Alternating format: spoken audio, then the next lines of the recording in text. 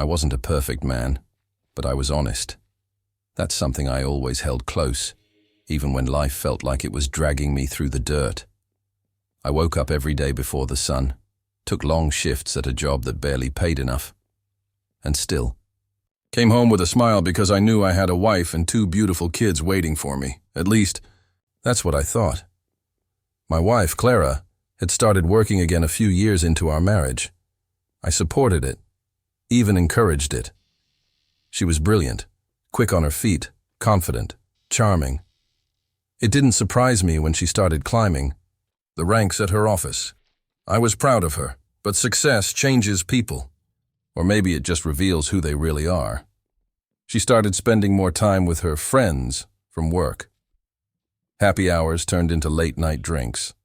Late-night drinks turned into coming home past midnight. I asked questions, gently at first. She brushed them off, said I was being insecure, old-fashioned, said I should be proud she was getting ahead. Then came the promotion. She was glowing when she told me. A big raise, bigger responsibilities. Her boss even gave her a bonus straight from his own pocket.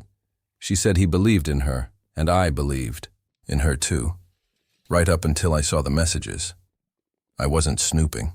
Her phone lit up while she was in the shower. I glanced at it by instinct. What I read shattered everything. Last night was amazing again. Wish I didn't have to sneak around. His name right there. She didn't even deny it when I confronted her. Just looked at me coldly and said, "I'm not happy anymore. I've grown. You're still stuck in the same place." It was like she'd already practiced the lines. Then she said it. "I want a divorce." She didn't even fight for the kids. She thought they'd slow her down, that they'd be better off with me since she had things to do. Just like that, she walked out. Left me with 2 confused children, a house I could barely afford, and a heart that didn't know how to feel anything but hollow. I went through hell that year, working double shifts, packing lunchboxes at 5 a.m., helping with homework I barely understood because I'd left school early to work. There were nights I cried when they were asleep. Nights I questioned if love was even worth anything, but we survived. And then, somehow, I met her, Elena. She wasn't flashy. She didn't talk about careers or power or status. She talked about gardening, good books, quiet afternoons. She listened. She saw the tired in my eyes and didn't look away. She met my kids and loved them like they were her own.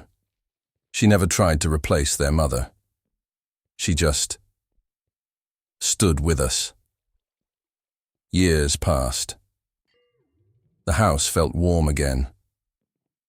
There was laughter, peace. We didn't have much, but we had love, the real kind, the kind that sticks around when things are hard. I married Elena with my son walking her down the aisle and my daughter holding the rings. And then, like a bad dream crawling back, Clara returned. She showed up on my doorstep looking nothing like the woman who once walked out. Her eyes were tired. Makeup smudged. She'd lost her job, she said. Her boss moved on to someone else. Her so-called friends didn't return her calls. She was staying with a cousin but didn't know for how long. Then came the words, "I never expected." "I made a mistake," she said. "I want my family back." I just looked at her. I thought I'd be angry, but all I felt was a deep, heavy stillness. Not hate, just nothing. "You gave that up," I told her. "You didn't just leave me. You abandoned your children. You chose someone else, and we moved on. You don't get to rewrite that." She cried, begged, said she didn't know what she was doing back then, that she let others influence her, that money blinded her, that she thought I was holding her back. Maybe I was, but I was also the one still standing when she fell. She left that day without another word, and I watched her walk down the same path she once left me on. But this time, I didn't break, because beside me stood my daughter, now in high school, and my son, already taller than me. And inside, Elena was setting the table for dinner, humming softly to herself. I lost a lot, but I built something better, without her.